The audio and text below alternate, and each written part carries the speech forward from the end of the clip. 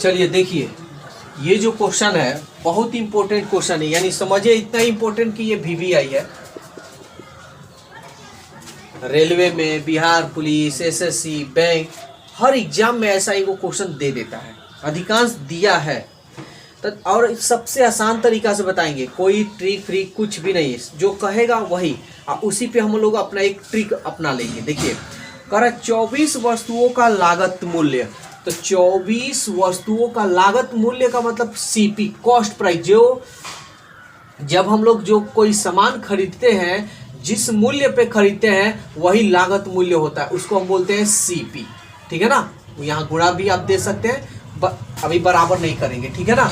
फिर कह रहा है कि 18 वस्तुओं के विक्रय मूल्य, 18 वस्तुओं का विक्रय मूल्य मतलब सेलिंग प्राइस, जिस दाम पे हम कोई वस्तु को बेचते हैं, ठीक है, सेलिंग प्राइस के क्या है, ये बराबर है, तो बराबर कर देंगे।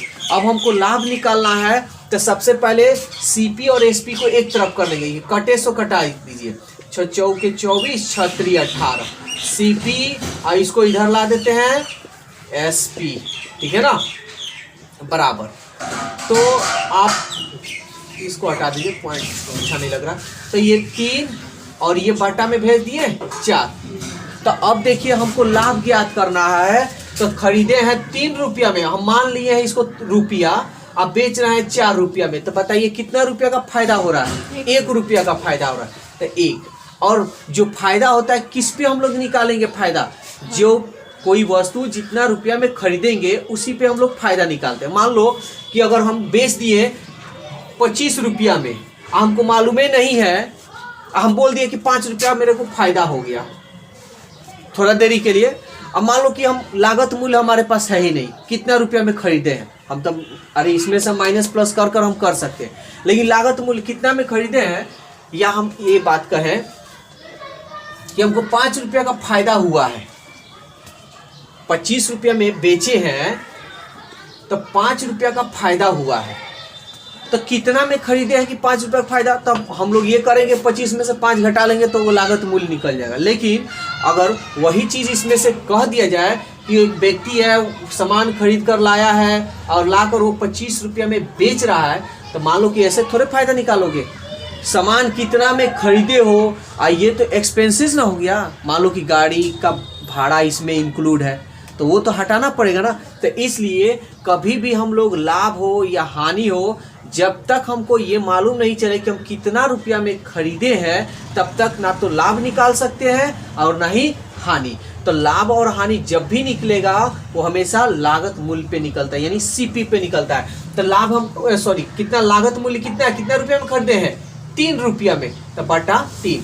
अब इसको बदलना है प्रतिशत में, तो हम जानते हैं प्रतिशत में बदलने के लिए 100 से गुणा करते हैं, तो चलो कर लेते हैं 100 बटा 3, 3 तरीके 9, 3 तरीके 9, 1 बटा 3, यानी 33.1/3%, जो आपका ऑप्शन C है। देखिए यहाँ पे हम बार बार डिस्कस इसलिए किए हैं कि ये याद रखिएगा कि जब तक आप कोई वस्तु का दाम कितना रुपया में खरीदे हैं, तब जब तक आपको उसका दाम मालूम नहीं रहे, तब तक ना तो आप लाभ निकाल सकते हैं और ना ही हानि।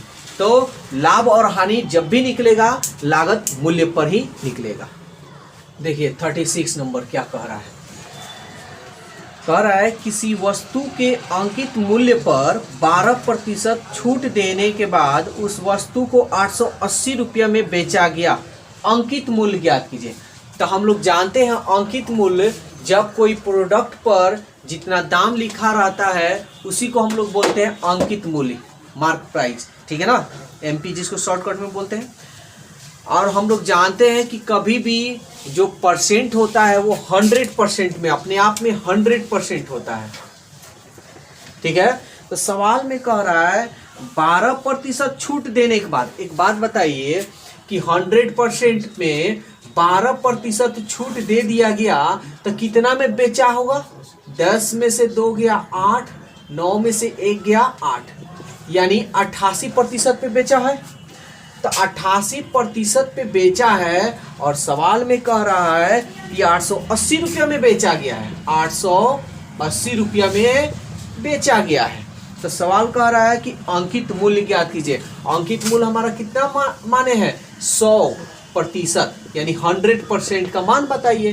तो अब भी बताएं कि ऐसे सल्व को इस तरह का जो है कैसे सल्व किया जाए। इसको इसमें हम गुना करेंगे आप बटा 88, 88 एकम 88 1 0 है, गुना कर लेते हैं। 1 एकम 1, 1 2 3, 1 2 3, यानी 1000 रुपया अंकित मूल्य होगा, जो आपका ऑप्शन ए है।